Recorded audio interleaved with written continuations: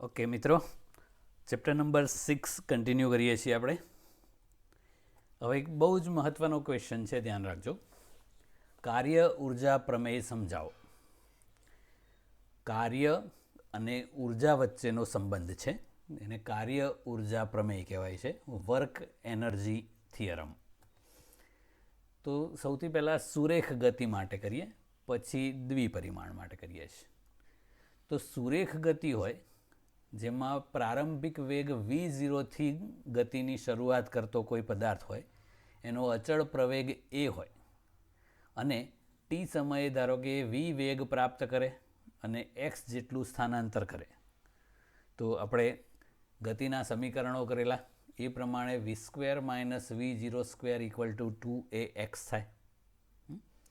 હવે આપણે ગતિ ઉર્જા કરવા માટેને બંને બાજુ m/2 વડે ગુણીએ, એટલે આ m/2 એટલે half mv² minus half mv0², અને અહીંયા હાફ વડે ગુણો એટલે 2 ઉડી જાય, m એ x.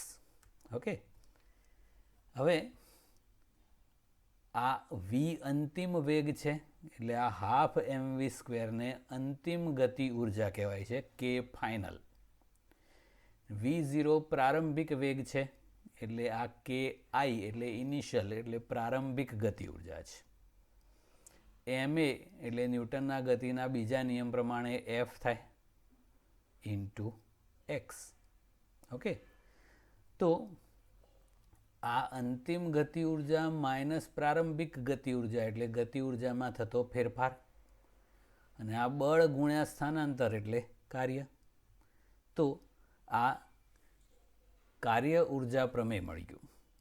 હવે આ સુરેખ ગતિ માટે હતું કે ગતિ ઉર્જામાં થતો ફેરફાર એ પદાર્થ પર લાગતા સરેરાશ બળ વડે થતા કાર્ય બરાબર હોય છે.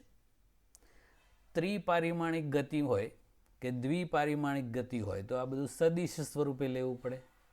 તો મિત્રો, આ જે આપણે સૂત્ર લખ્યું એને સદિશ સ્વરૂપમાં લખવું હોય તો આવું થાય. આ સ્ક્વેરવાળામાં સદિશ ના આવે, એટલે v² - v0². હવે જવાબ અદિશ છે, તો અહીંયા પ્રવેગ અને સ્થાનાંતર બંને સદિશ રાશિઓ છે, પણ આપણે જવાબ લાવવાનો છે અદિશ, એટલે અદિશ ગુણાકાર કરેલો છે અહીંયા, સદિશ a ડોટ સદિશ d. ઓકે, જો જવાબ અદિશ લાવવો હોય તો અહીંયા અદિશ ગુણાકાર હોવો જોઈએ. હવે પેલાની જેમ જ છે કે v અંતિમ વેગ છે, v0 પ્રારંભિક વેગ છે, સદિશ a અચળ પ્રવેગ છે અને d સ્થાનાંતર છે. પેલાની જેમ જ બંને બાજુ m/2 વડે ગુણીએ, તો આ half mv² minus half mv0², 2 ઉડી ગયા, ઇન્ટુ m, અને આ સદિશ a ડોટ સદિશ d. ઓકે, અને ma એટલે f થશે, તો પેલાના જેવું જ છે. ઓકે, તો half mv² minus half mv0², અને આ m સદિશ a એટલે તો સદિશ f થાય, તો સદિશ f ડોટ સદિશ d. તો આ બળ ગુણ્યા સ્થાનાંતર એટલે કાર્ય થયું. ડોટ પ્રોડક્ટ છે એટલે અદિશ જ હોય, એટલે અહીંયા સદિશ નહીં કરવાનું. તો આ અંતિમ ગતિ ઉર્જા માઇનસ પ્રારંભિક ગતિ ઉર્જા બરાબર કાર્ય, એટલે સેમ ડેલ્ટા k બરાબર w. તો આ કાર્ય ઉર્જા પ્રમેય થઈ ગયો. અને શબ્દોમાં લખવું હોય તો શું લખાય? તો કાર્ય ઉર્જા પ્રમેય છે એ પદાર્થની ગતિ ઉર્જામાં થતા ફેરફાર એટલે આ ડેલ્ટા k, અને પદાર્થ પર લાગતા પરિણામી બળ વડે થતું કાર્ય, આ બંને સમાન છે. એટલે કાર્ય ઉર્જા પ્રમેય અનુસાર પદાર્થની ગતિ ઉર્જામાં થતો ફેરફાર એની પર લાગતા પરિણામી બળ વડે થતા કાર્ય જેટલો જ હોય છે. બીજા શબ્દોમાં કહીએ તો ઉર્જાનો વ્યય કરતા બળોની ગેરહાજરીમાં પદાર્થ પર પરિણામી બળ વડે થતું કાર્ય તેની ગતિ ઉર્જામાં થતા ફેરફાર બરાબર હોય છે. મિત્રો, આ સંબંધ તો જ સાચો છે જો બીજે કોઈ પણ જગ્યાએ ઉર્જાનો વ્યય ના થતો હોય, એટલે કે કરેલું બધું જ કાર્ય ગતિ ઉર્જામાં ફેરફાર કરવામાં વપરાતું હોય, અથવા તો ગતિ ઉર્જામાં થતો ફેરફાર કાર્યમાં સંપૂર્ણપણે રૂપાંતરિત થતો હોય. સંરક્ષી બળનો કિસ્સો કહેવાય છે. ઓકે, હવે નેક્સ્ટ અચળ બળ વડે થતું કાર્ય સમજાવવાનું છે. તો પહેલાં આપણે આ કાર્યની વ્યાખ્યાઓ કરવાની છે ઇન શોર્ટ. તો આપણે એક પહેલો સિમ્પલ કેસ લઈએ કે આ પદાર્થને આપણે ડી જેટલું સ્થાનાંતર આપીને અહીંયા લઈ જવું છે, સ્થાનાંતર ડી કરાવવું છે. બળની દિશા છે એ સ્થાનાંતરની દિશામાં જ હોય એવો કિસ્સો પહેલાં લઈએ. તો પહેલાં તો અચળ બળ વડે થતું કાર્ય શોધવું છે. તો અચળ બળનો મતલબ શું થાય કે પદાર્થ પર લાગતા બળનું મૂલ્ય અને દિશા બંને સમગ્ર ગતિ દરમિયાન અચળ રહેવા જોઈએ. એટલે બળનું મૂલ્ય પણ ના બદલાય કે દિશા પણ ના બદલાય, એક જ ધારું બળ આમ એક જ દિશામાં લાગતું રહે, તો એ અચળ બળ કહેવાય. તો એ અચળ બળ વડે થતું કાર્ય આપણે શોધવું છે. તો પહેલાં આપણે આ કાર્યની સામાન્ય વ્યાખ્યા કરીએ છીએ કે જેમાં બળની દિશા અને સ્થાનાંતરની દિશા એક જ હોય. તો બળ અને એ બળ લાગતું હોય એ દરમિયાન થતા સ્થાનાંતરનો ગુણાકાર એટલે કાર્ય. કાર્ય બરાબર બળ ગુણ્યા સ્થાનાંતર કહીએ ને, પણ આ સ્થાનાંતર કયું લેવાનું?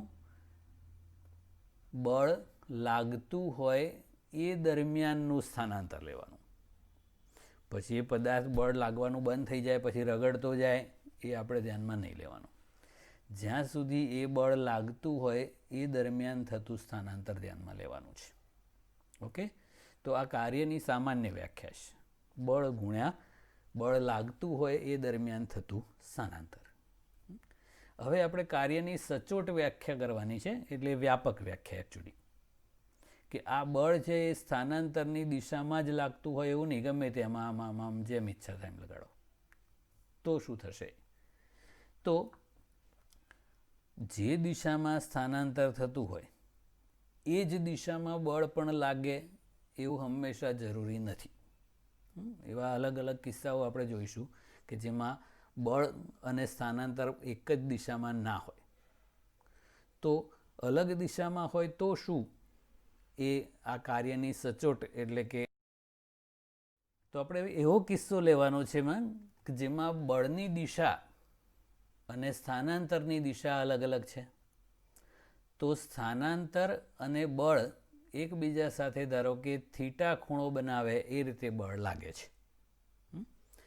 તો આવા કેસમાં આપણે કાર્ય શોધવું છે.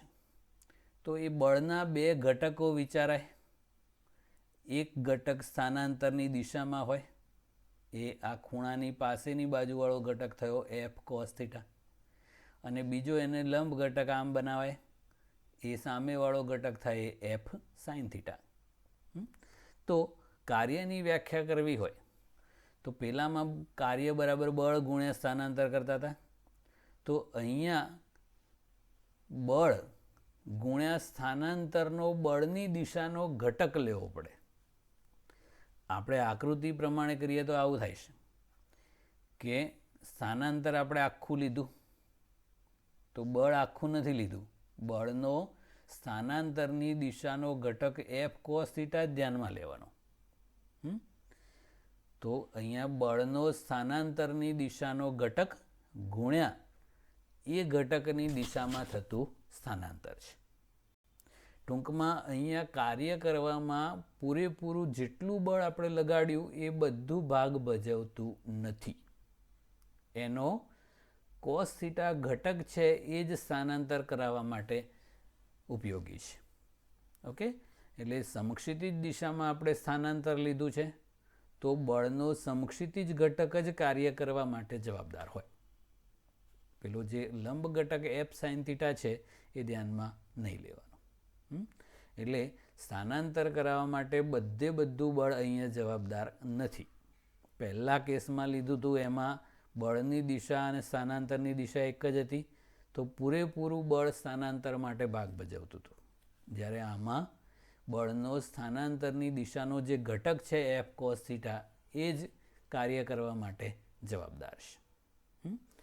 સાઇન થીટા ઘટક સ્થાનાંતર કરવા માટે જવાબદાર નથી. તો આપણે આ શબ્દોમાં લખ્યું એવું સૂત્ર સ્વરૂપે લખવું હોય તો W બરાબર બળનો સ્થાનાંતરની દિશામાંનો ઘટક એટલે કયો? એફ કોસ થીટા ગુણ્યા એ બળની દિશામાં થતું સ્થાનાંતર. અહીંયા બધા મૂલ્યો જ લીધા, જે માનાંક કર્યું છે એનો મતલબ મૂલ્યો છે. અથવા simply F cos theta into D લખવું હોય તો પણ લખાય આવું. માનાંકમાં લખીએ અને ઉપર સદિશ કરીએ એટલે આ બળનું મૂલ્ય કહેવાય. અથવા તીર વગર ખાલી એફ લખો એ પણ બળનું મૂલ્ય કહેવાય. તો એફ કોસ થીટા ગુણ્યા D. F D cos theta લખો, F cos theta into D લખો, ડી એફ કોસ થીટા, આ બધું સેમ જ છે. અને આપણે જે પેલું ડોટ ગુણાકારમાં કર્યું હતું એવું આને શું લખાય? ડબલ્યુ બરાબર સદિશ એફ ડોટ સદિશ ડી.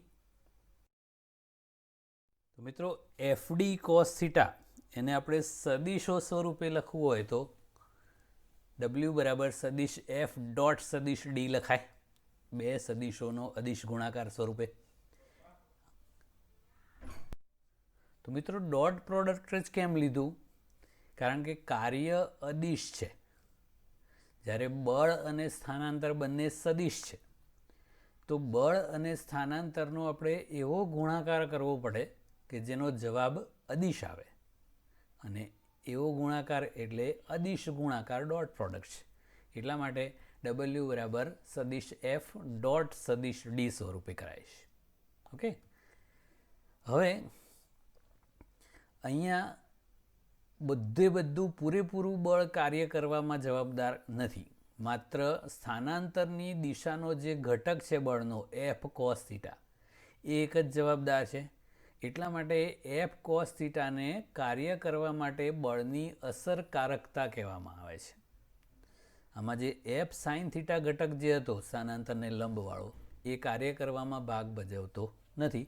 માત્ર એફ કોસ થીટા જ કાર્ય કરવામાં ભાગ ભજવે છે.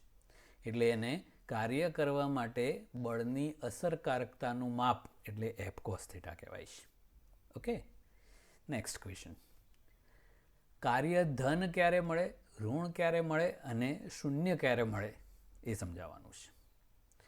તો મિત્રો અહીંયા કાર્ય છે એ એફ ડી અને બીજું થીટા પર પણ આધારિત છે, એફ ડી કોસ થીટા.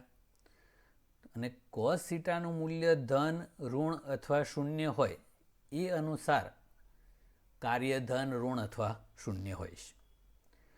તો જો બળ અને સ્થાનાંતર વચ્ચેનો ખૂણો શૂન્ય અથવા તો 0 થી 90 ડિગ્રીની વચ્ચે હોય, લઘુકોણ, તો પહેલું ચરણ કહેવાય. તો કોસ થીટાનું મૂલ્ય ધન હોય પ્રથમ ચરણમાં તો કાર્ય પણ ધન મળે. ટૂંકમાં બળ પોતે સ્થાનાંતરની દિશામાં હોય અથવા તો બળનો એફ કોસ થીટા ઘટક સ્થાનાંતરની દિશામાં હોય તો થીટા 0 અથવા 90 ડિગ્રીથી ઓછો ગણાય તો કાર્ય ધન હોય. દાખલા તરીકે આપણે મુક્ત પતન વિચારીએ તો બળ અધો દિશામાં હોય અને સ્થાનાંતર પણ અધો દિશામાં હોય તો ગુરુત્વાકર્ષણ બળ mg, એના વડે થતું સ્થાનાંતર ધારો કે h હોય તો mgh એ કાર્ય ધન ગણાય, કારણ કે બળ અને સ્થાનાંતર બંને એક જ દિશામાં છે. ઓકે, હવે ઋણ કાર્ય ક્યારે મળે? તો બળ અને સ્થાનાંતર વચ્ચેનો ખૂણો 90 ડિગ્રીથી 180 ડિગ્રીની વચ્ચે હોય અથવા તો એક્ઝેક્ટ 180 ડિગ્રી હોય તો બીજું ચરણ થાય. બીજા ચરણમાં કોસ થીટાનું મૂલ્ય ઋણ હોય તો કાર્ય પણ ઋણ થાય. ઉદાહરણ તરીકે લઈએ તો આપણે પદાર્થને ગુરુત્વાકર્ષણની હાજરીમાં ઉછાળીએ ઉપર તરફ ઉર્ધ્વ દિશામાં, તો સ્થાનાંતર ઉર્ધ્વ દિશામાં છે પણ ગુરુત્વાકર્ષણ બળ mg અધો દિશામાં છે તો કોસ 180 ડિગ્રી થાય, એ -1 કહેવાય, એટલે mg ઇન્ટુ h થઈ જાય. પણ કોસ 180 ડિગ્રી -1 થયું એટલે કાર્ય -mgh થાય, તો એ કિસ્સામાં કાર્ય ઋણ થાય, કારણ કે બળ અને સ્થાનાંતર પરસ્પર વિરુદ્ધ દિશામાં છે. ઘર્ષણ બળ વડે થતા કાર્યમાં પણ એવું જ હોય. ઘર્ષણ બળ હંમેશા ગતિની વિરુદ્ધ દિશામાં હોય એટલે ઘર્ષણ બળ જે દિશામાં લાગતું હોય એના કરતાં સ્થાનાંતર વિરુદ્ધ દિશામાં હોય તો કાર્ય ઋણ કહેવાય. શૂન્ય કાર્ય ક્યારે હોય? હવે કાર્યનું સૂત્ર છે FD cos થીટા. આપણે થીટાનું મૂલ્ય 90 ડિગ્રી કરતાં ઓછું એટલે 0 અથવા 90થી ઓછું હોય તો કાર્ય ધન ગણ્યું. થીટાનું મૂલ્ય 90 ડિગ્રીથી વધારે અને 180 ડિગ્રી સુધી હોય તો ઋણ ગણ્યું. હવે કાર્ય 0 ક્યારે હોય એ તો અલગ અલગ કિસ્સાઓ છે. એમાં ખાલી થીટા એકલો જ જરૂરી નહીં. પહેલું, બળ જ ના લાગતું હોય તો F = 0 મૂકી દો તો 0 ગુણ્યા ગમે તે એટલે 0 થઈ જાય તો કાર્ય 0. બીજા કેસમાં અચળ વેગી ગતિમાં આપણે એવું જ કરીએ ને, અચળ વેગી ગતિ હોય તો પ્રવેગ 0 એટલે બળ 0 હોય. લીસી સપાટી એટલે ઘર્ષણ રહિત, તો કોઈ સમક્ષિતિજ બળ ના લાગતું હોય એટલે અચળ વેગી ગતિ થાય તો કાર્ય 0 કહેવાય. બીજું, બળ લાગતું હોય પણ સ્થાનાંતર જ ના થતું હોય તો D 0 હોય તો તોય બધું 0 થઈ જાય. દિવાલ પર બળ લગાડો તો બળ તો લાગે છે પણ દિવાલ ખસે નહીં એટલે બળ 0 નથી પણ સ્થાનાંતર 0 છે એટલે કાર્ય 0. હવે થીટાની વાત કરીએ. હવે શૂન્ય કાર્ય માટે ત્રીજો કિસ્સો કરીએ કે પદાર્થ પર લાગતું બળ અને સ્થાનાંતર એકબીજાને લંબ હોય તો થીટા 90 ડિગ્રી થાય અને cos 90 0 તો પણ કાર્ય 0 થઈ જાય. દાખલા તરીકે આવી આપણે નિયમિત વર્તુળ ગતિ લઈએ તો નિયમિત વર્તુળ ગતિમાં સ્પર્શકની દિશા છે એ સ્થાનાંતરની દિશા ગણાય અને નિયમિત વર્તુળ ગતિમાં કેન્દ્રગામી બળ હોય mv²/r કરતા હતા ને, તો અહીંયા બળ અને સ્થાનાંતર ઓલવેઝ લંબ જ હોય. પદાર્થ અહીંયા હોય તો બળ કેન્દ્રગામી હોય, સ્થાનાંતર સ્પર્શકની દિશામાં હોય એટલે આ બંને હંમેશા લંબ જ રહે. તો cos 90 0 બધું 0 તો કેન્દ્રગામી બળ વડે થતું કાર્ય 0 હોય. દાખલા કે સૂર્યની આસપાસ પૃથ્વી ફરે છે તો સૂર્ય ગુરુત્વાકર્ષણ બળ લગાડે છે એ પૃથ્વીથી સૂર્ય તરફ હોય પણ દિશા ગતિની દિશા તો સ્થાનાંતરની સ્પર્શકની દિશામાં હોય તો એ સૂર્યના ગુરુત્વાકર્ષણ બળ વડે પૃથ્વી પરનું કાર્ય 0 કહેવાય. ઓકે, એટલે કાં તો બળ 0 હોય તો કાર્ય 0 અથવા સ્થાનાંતર 0 હોય તો પણ કાર્ય 0 અને ત્રીજો કેસ બળ અને સ્થાનાંતર એકબીજાને લંબ હોય તો પણ કાર્ય 0. બીજું એક ઉદાહરણ લઈએ કે આપણે માથે કોઈ વસ્તુ ઉચકીને પછી આખું ગામ ફરી આવીએ તો ગુરુત્વ બળ તો અધો દિશામાં લાગ્યું ને સ્થાનાંતર એને લંબ સમક્ષિતિજ તો એ કાર્ય 0 કામ કર્યું કહેવાય, કાર્ય ના કર્યું કહેવાય. ઓકે, આવું છે. પછી ચોથો કેસ, એક કરતાં વધારે બળો લાગતા હોય પણ એ બધા જ બળોનું પરિણામી બળ 0 હોય તો પણ કાર્ય 0 થઈ જાય. એટલે કાર્ય 0 ક્યારે હોય એના આ અલગ અલગ કિસ્સાઓ થઈ ગયા. ટૂંકમાં કાર્ય ધન પણ હોઈ શકે, ઋણ પણ હોઈ શકે અને 0 પણ હોઈ શકે. હવે નેક્સ્ટ ક્વેશ્ચન કરીએ છીએ. કાર્યના MKS અને CGS એકમો જણાવી એની વ્યાખ્યાઓ આપવાની છે એટલે એમના એકમોની વ્યાખ્યા. કાર્યની વ્યાખ્યા તો આપણે કરી દીધી, હવે એના એકમોની વ્યાખ્યા કરવાની છે અને કાર્યનું પારિમાણિક સૂત્ર આપીએ. તો કાર્ય આપણે જે કર્યું બળ ગુણ્યા સ્થાનાંતર, તો બળનો એકમ ન્યૂટન અને સ્થાનાંતરનો એકમ મીટર. ન્યૂટનનું વિસ્તરણ કિલોગ્રામ મીટર પર સેકન્ડ સ્ક્વેર ગુણ્યા સ્થાનાંતરનું મીટર એટલે કાર્યનો MKS એકમ થાય કિલોગ્રામ મીટર સ્ક્વેર પર સેકન્ડ સ્ક્વેર. આને ટૂંકમાં જૂલ કહેવાય છે. એ વૈજ્ઞાનિકના નામ પરથી છે. સંજ્ઞાત્મક રીતે લખો તો માત્ર કેપિટલ J લખવાનો, આખું નામ લખો તો સ્મોલ લેટર્સમાં આ રીતે JOULE લખવાનું. આપણે કાયમ કેપિટલ J જ લખવાનું.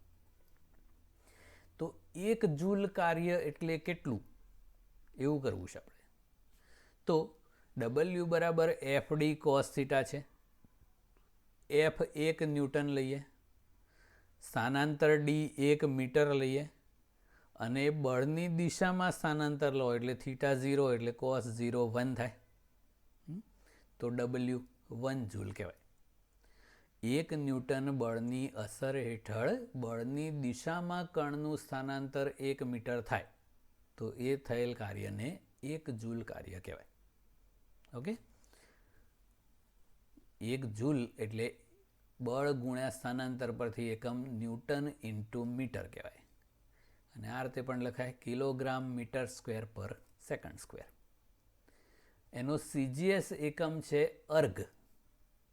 કિલોગ્રામનો ગ્રામ, મીટરનું સેન્ટીમીટર, સેકન્ડનું સેકન્ડ જ હોય એટલે ગ્રામ સેન્ટીમીટર સ્ક્વેર પર સેકન્ડ સ્ક્વેર. એને ટૂંકમાં અર્ગ કહેવાય છે. જેમ આને ટૂંકમાં જૂલ કીધું એવું CGS એકમને અર્ગ કહેવાય છે. હવે 1 અર્ગ એટલે કેટલું કાર્ય? તો અહીંયા બળ ન્યૂટનમાં હતું એવું અહીંયા ડાઇનમાં, સ્થાનાંતર મીટરમાં હતું એવું સેન્ટીમીટરમાં લો એટલે કાર્ય જૂલમાં હતું એવું અર્ગમાં મળે. કે 1 ડાઇન બળની અસર હેઠળ બળની દિશામાં કણનું સ્થાનાંતર 1 સેન્ટીમીટર થાય તો થયેલું કાર્ય 1 અર્ગ છે એમ કહેવાય. એટલે કાર્યના CGS એકમ અર્ગની વ્યાખ્યા છે. 1 અર્ગ એટલે 1 ડાઇન ઇન્ટુ સેન્ટીમીટર અથવા તો 1 ગ્રામ સેન્ટીમીટર સ્ક્વેર પર સેકન્ડ સ્ક્વેર. ઓકે, હવે પારિમાણિક સૂત્રની વાત કરીએ તો બળનું પારિમાણિક સૂત્ર ગુણ્યા સ્થાનાંતરનું પારિમાણિક સૂત્ર થાય. તો બળનું પારિમાણિક સૂત્ર m1L1T - 2 હતું અને ઇન્ટુ મીટર કરો એટલે m1L2T - 2 થઈ જાય. ઓકે, અને MKS અને CGS એકમો વચ્ચેનો સંબંધ યાદ રાખવાનો. 1 જૂલ એટલે 10⁻⁷ અર્ગ. હવે એ કાર્યના જુદા જુદા વ્યવહારુ એકમો છે. એક અર્ગ કર્યો આપણે, 1 અર્ગ કરો તો આમ નીચે જતું રહે એટલે પછી ઉપર લઈ જાઓ એટલે 10⁻⁷ જૂલ થાય. બીજો એક એકમ છે ઇલેક્ટ્રોન વોલ્ટ. 1 ઇલેક્ટ્રોન વોલ્ટ એટલે 1.6 × 10⁻⁹ જૂલ્સ. પછી ઉર્જાનો બીજો એક એકમ છે કેલરી. 1 કેલરી એટલે 4.186 જૂલ. અને એક બીજો વ્યવહારુ એકમ છે કિલો વોટ અવર. આપણા ઘરમાં જે ઇલેક્ટ્રિકનું મીટર હોય છે ને એ વીજળી યુનિટમાં માપીએ છીએ એ કિલો વોટ અવર, આને જ આપણે 1 યુનિટ કહીએ છીએ. એ 3.6 × 10⁶ જૂલ્સ. કિલો એટલે 1000, વોટ એટલે જૂલ પર સેકન્ડ અને અવર એટલે 3600 સેકન્ડ. સેકન્ડ ઉડી જાય તો 3600 × 10⁻³ અથવા આને 3.6 × 10⁶ જૂલ એવું કહેવાય. તો આ બધા કાર્ય અથવા ઉર્જાના વ્યવહારુ એકમો છે અર્ગ, ઇલેક્ટ્રોન વોલ્ટ, કેલરી અને કિલો વોટ અવર. ઓકે મિત્રો, ગતિ ઉર્જા વિશે આપણે અગાઉ વાત કરેલી. ફરી એકવાર ગતિ ઉર્જાની વ્યાખ્યા, એકમ અને પારિમાણિક સૂત્રો અને એનો ઉપયોગ કરીને થતા કાર્યો જણાવવાના છે. તો પદાર્થમાં ગતિ હોય તો એ ગતિના કારણે એમાં રહેલી કાર્ય કરવાની ક્ષમતા એને ગતિ ઉર્જા કહેવાય છે, કાઇનેટિક એનર્જી. સૂત્ર પરથી વ્યાખ્યા કરીએ તો પદાર્થના દળ અને એના વેગના વર્ગના ગુણાકારના અડધા મૂલ્યને ગતિ ઉર્જા કહેવાય છે. K = ½ mv². કાઇનેટિક એનર્જી કહેવાય છે એટલે એને K વડે દર્શાવાય છે. m પદાર્થનું દળ છે, v પદાર્થની ઝડપ અથવા વેગ. ગતિ ઉર્જા અદિશ રાશિ છે એટલે અહીંયા વેગનું મૂલ્ય જ ગણવાનું. વેગનું મૂલ્ય એટલે ઝડપ કહેવાય. એનો MKS એકમ અગાઉ કર્યો એ પ્રમાણે જૂલ અને CGS એકમ અર્ગ છે. પારિમાણિક સૂત્ર ઉર્જાનું m1L2T - 2. કાર્યનું અને ઉર્જાનું પારિમાણિક સૂત્ર સેમ જ છે. હવે જો પદાર્થ ચોક્કસ દળ ધરાવતો હોય, ધારો કે m, હવે એની ઝડપ વધુ એમ ગતિ ઉર્જા વધુ અને ઝડપ ઓછી એમ ગતિ ઉર્જા પણ ઓછી. એનાથી ઊંધું પણ કરી શકાય કે ઝડપ અચળ લઈ લો તો વધુ દળવાળા પદાર્થની ગતિ ઉર્જા વધારે હોય અને ઓછા દળવાળાની ગતિ ઉર્જા ઓછી હોય, ઝડપ અચળ હોય તો. ઓકે, ગતિ ઉર્જા અદિશ રાશિ છે અને એ ગતિ ઉર્જા છે એ ગતિ દ્વારા પદાર્થ પર થયેલું કાર્યનું મૂલ્ય દર્શાવે છે. કન્ડિશન એ જ કે ક્યાંય ઉર્જાનો વ્યય થવો ના જોઈએ. એ આપણે કાર્ય ઉર્જા પ્રમેયમાં કરેલું એ. અચ્છા, હવે આનું વ્યવહારમાં ક્યાં થતું હોય છે ઉપયોગે? કે કોઈ ઝડપથી વહેતું ઝરણું હોય, તે પાણીનો પ્રવાહ, તો એની મદદથી આપણે કોઈ ટર્બાઇન મારફતે કોઈ ચક્ર ફેરવીએ અને એનાથી અનાજ દળવાની ઘંટી ફેરવીએ, તો આપણે પાણીના પ્રવાહનો એટલે કે પાણીની ગતિ ઉર્જાનો ઉપયોગ અનાજ દળવા માટે કર્યો કહેવાય. પવનચક્કીમાં પણ એ જ હોય છે. પવનની ગતિનો ઉપયોગ એ પાંખિયા ફરે અને એનાથી વિદ્યુત ઉત્પન્ન થતું હોય. વહાણો, સઢવાળા જે વહાણ હોય એ પણ એ જ છે. પવનની ગતિની મદદથી સઢવાળું વહાણ ચાલે છે. તો આ ગતિ ઉર્જાનો ઉપયોગ છે. ડેમનું જે પાણી ભરેલું હોય એ ડેમની એમાં સ્થિતિ ઉર્જા હોય. પછી એ પાણી ગતિ કરતું કરતું ટર્બાઇન સુધી આવે, પછી એ ગતિ કરતાં પાણીથી ટર્બાઇન ફરે અને એનાથી વિદ્યુત ઉત્પન્ન થાય, તો એ ગતિ ઉર્જાનું વિદ્યુત ઉર્જામાં રૂપાંતર થયું કહેવાય. તો આ બધા ગતિ ઉર્જાનું કાર્યમાં રૂપાંતર ગણાય છે. ઓકે, હવે એક અગત્યનો ક્વેશ્ચન છે. એક પરિમાણમાં ચલ બળ વડે થતું કાર્યનું સૂત્ર મેળવવાનું છે. જેવું બળ એવું કાર્ય છે ને, તો અહીંયા ચલ બળ લેવાનું છે. ચલ બળ મતલબ અચળ ના હોય તેવું, એટલે સતત બદલાતું રહેતું હોય. તો ચલ બળ એટલે બળ છે એ પદાર્થની ગતિના સ્થાન સાથે અને સમય સાથે બદલાતું રહે, એટલે આ બંને પર આધાર રાખે. જુદા જુદા સ્થાને અને જુદા જુદા સમયે બળ જુદું જુદું હોય. હવે બળ જુદું મતલબ કાં તો બળનું મૂલ્ય બદલાય, કાં તો બળની દિશા બદલાય, કાં તો બંને બદલાય, તો બળ બદલાયું કહેવાય. તો એને ચલ બળ કહેવાય છે.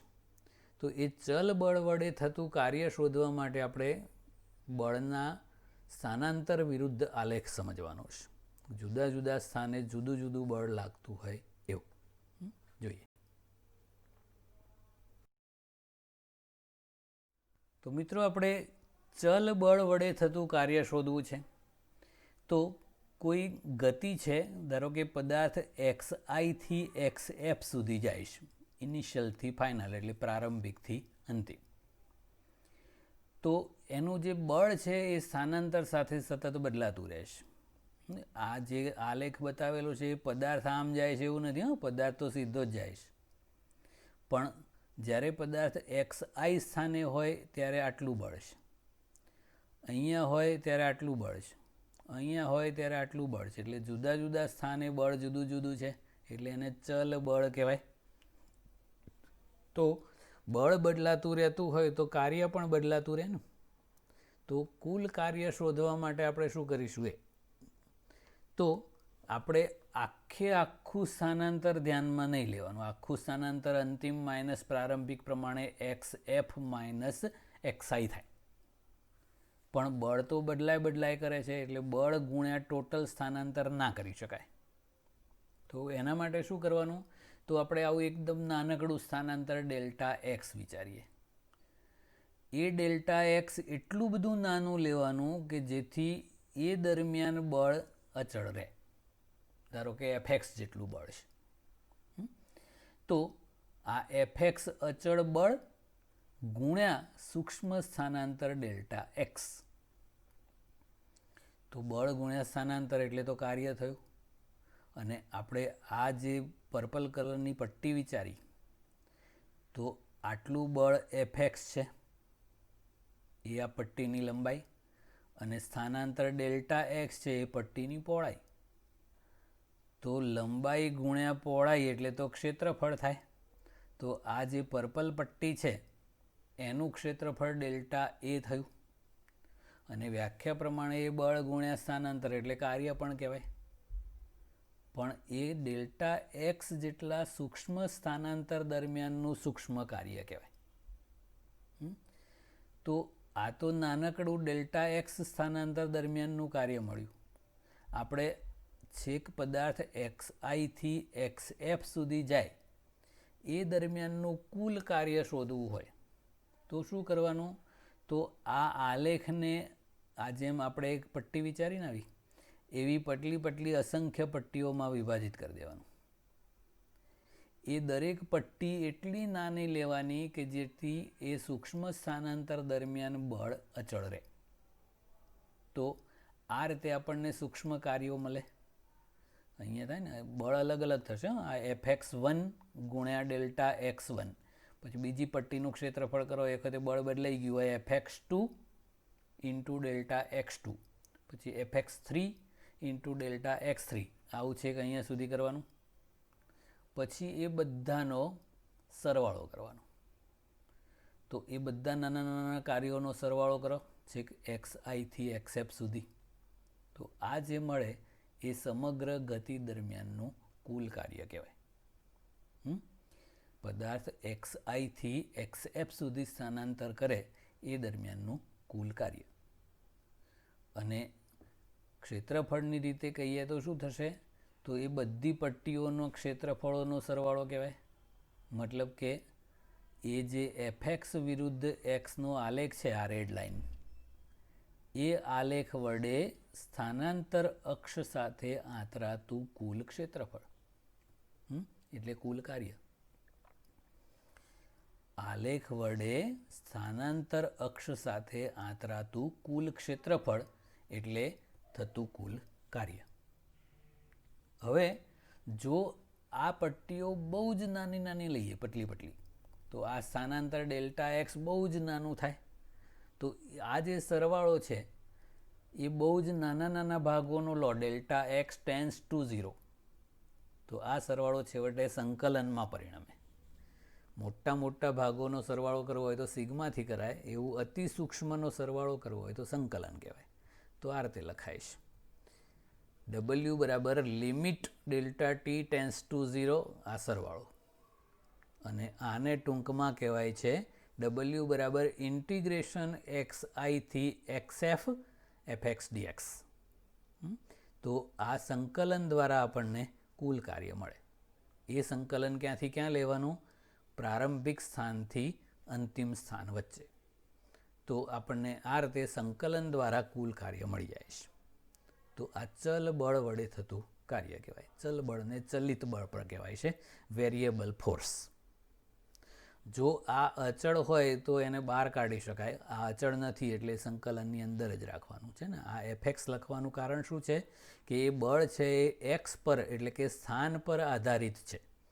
એટલે જેમ સ્થાન બદલાય એમ બળ બદલાતું રહે, એટલે એ ચલ બળ કહેવાય. ઓકે, તો આ ચલ બળ વડે થતું કાર્ય થયું. આ સૂત્ર બહુ જ જગ્યાએ વપરાશે, 11માં પણ 12માં પણ. એટલે આ ખાસ ધ્યાન રાખવાનું. ઓકે, આજે આટલું.